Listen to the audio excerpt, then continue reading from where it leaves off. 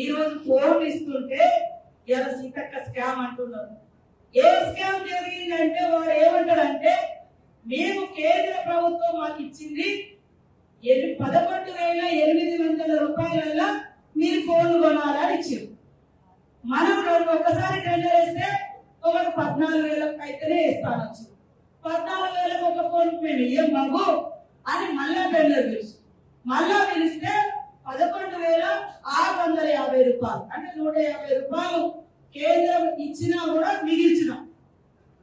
ఇదే పక్క రాష్ట్రాలలో బీజేపీ రాష్ట్రాల్లో కూడా 11,800 కొన్నారు, 700 కొన్నారు. మేము 11,650 కొంటే వాడు ఏమంటాడు బిఆర్ఎస్ నాయకుడు, బిఆర్ఎస్ సోషల్ మీడియా 14,000 కొన్నారంట.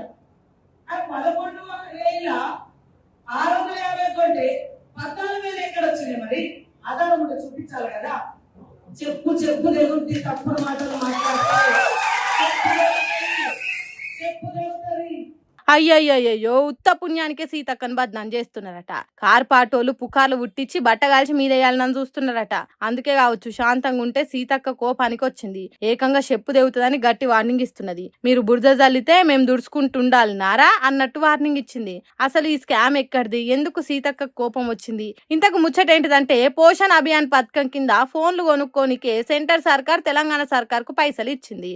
ఒక్క ఫోనుకు 11,800 చొప్పున 38,130 ఫోన్లకు పైసలు ఇచ్చింది. అనగానం ఫోన్లు కొని అంగన్వాడీ వర్కర్లకు హెల్పర్లకు ఇవ్వాలనేది సర్కార్ ఆలోచన.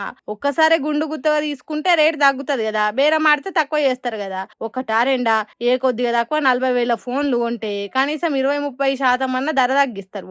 అక్కడ గోల్మాల్ జరిగింది. గట్టిగా మాట్లాడితే 6,000కు వచ్చే ఫోన్లు 11,650 రూపాయలని చెప్పి కోట్ల కొద్ది పైసలు కొట్టేసిండ్రు అన్నట్టు బీఆర్ఎస్ పార్టీలు అన్నారు.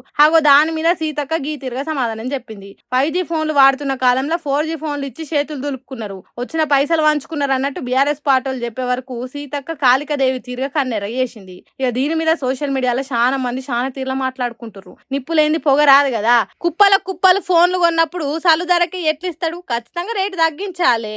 ఒకవేళ రేటు తక్కువ చేసి కొనుక్కుంటే కాంగ్రెస్ సర్కార్లు ఉన్నోళ్ళకి తెలివి లేదన్నట్టే కదా అంటుర్రు. ఒకటి కాదు రెండు కాదు 20 కోట్లు చేతులు మారినాయి అంటుర్రు. నిజమే సీతక్క చెప్పినట్టు ఎసోంటి అవినీతి జరగలేదు అనుకుందాం. మార్కెట్లో ఉన్న రేట్లకే ఫోన్లు కొన్నామని చెప్తే నమ్మేటట్టు ఉండాలి కదా. ఈ చిన్న లాజిక్ ఎట్లా మర్చిపోయిండ్రు సీతక్క మేడం అంటుర్రు కొందరు సోషల్ మీడియా పబ్లిక్. మరి